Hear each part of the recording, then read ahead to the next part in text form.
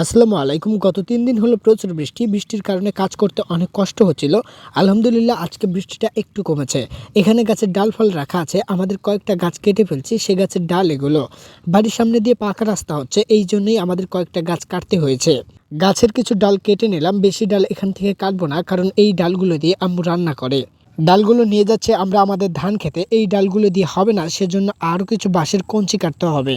আমরা বাঁশের কঞ্চিগুলো ঠিকভাবে কেটে নিচ্ছি, যদিও এই কঞ্চিগুলো বাঁশের ঝাড় থেকে টেনে বের করা অনেক কষ্টকর, তারপরও আমরা করছি। কারণ গাছের যে ডালগুলো আমরা কাটছি ওইগুলো অনেক শুকিয়ে ছিল, যা দিয়ে ভালো রান্না করা যাবে। বাঁশের কঞ্চিগুলো কেটে এগুলো আমাদের ধান ক্ষেতের মাঝে মাঝে দিয়ে দিব। আপনারা ভাবছেন আমরা ধান খেতে এগুলো কেন দিচ্ছি? আসলে এগুলো ধান খেতে দিলে ধান খেতে যে পোকা থাকে সেগুলোকে পাখিরা খেয়ে ফেলে। এই ডালগুলোতে পাখিরা বসতে পারবে এবং ধানের পোকাগুলোও খেয়ে ফেলবে। অনেক ঘন করে দিলাম, ভিডিওতে একটু কম দেখা যাচ্ছে, যদিও সবটুকু ভিডিও করতে পারি নাই। এইগুলোর ডাল অনেক শক্ত করে লাগিয়ে ফেলছি ধান খেতে। আলহামদুলিল্লাহ আমাদের এই কাজটা শেষ। এই ধান খেতে অনেক ঘাস ছিল, যা সব ঘাস তুলে ফেলছি। এজন্য ধানগুলো মাশাআল্লাহ অনেক সুন্দর হয়েছে। আপনারা যারা আমার এই চ্যানেলে সর্বপ্রথম যে ভিডিওটা দেখছেন, এটা ওই ধান ক্ষেত যা তখন ঘাসে ভরপুর ছিল। ঘাস তুলছি ১৫ দিন হয়ে গেছে, আর মাত্র ১৫ দিনেই আলহামদুলিল্লাহ ধানগুলো অনেক সুন্দর হয়েছে। এগুলো আমাদের চীন হাঁস। বৃষ্টির কারণে জায়গাটা একটু নোংরা হয়ে গেছে। এই হাঁসগুলোর ডিম আমাদের এখানে ৪০ টাকা করে বিক্রি হয়।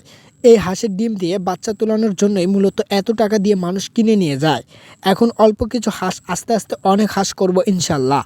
কবুতর আমার এখনই পালার কোনো ইচ্ছা ছিল না, কিন্তু আমার ছোট ভাইয়ের অনেক শখ, সে কবুতর পালবে। কান্না করতেছিল, সেজন্য কয়েক জোড়া কবুতর নিয়ে আসছে। দেখেন কবুতরের ঘরটাও ঠিকঠাক বানায়নি। এগুলো আমি নিজের হাতেই করেছি কোনো রকম করে। কবুতর প্রায় ১ মাস হলো এখানেই থাকছে। মনে হচ্ছে খুব শীঘ্রই কবুতরের একটা ভালো ঘর করে দিতে হবে। কবুতরের আয় ব্যয় বুঝতে পারলে অবশ্যই আপনাদের জানাবো ইনশাল্লাহ। প্রচণ্ড বৃষ্টির কারণে আমরা কিছু সিম গাছ লাগিয়েছিলাম, সেগুলো নেতিয়ে পড়েছে। লাউ গাছও লাগিয়েছিলাম, কিন্তু সেই গাছগুলোরও বিচিও জ্বালায়নি। লাউ গাছ আর সিম গাছের উন্নত মানের বিচি এনে আবার লাগাবো ইনশাআল্লাহ। এইখানে একটুখানি পানি জমে আছে, তাই আমরা আমাদের ধান ক্ষেতের ঘাস তুলে এনে এখানেই ধুয়ে গরুকে খাওয়াই।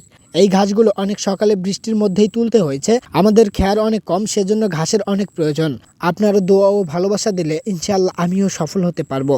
সবাই আমার জন্য দোয়া করবেন। আসসালামু আলাইকুম।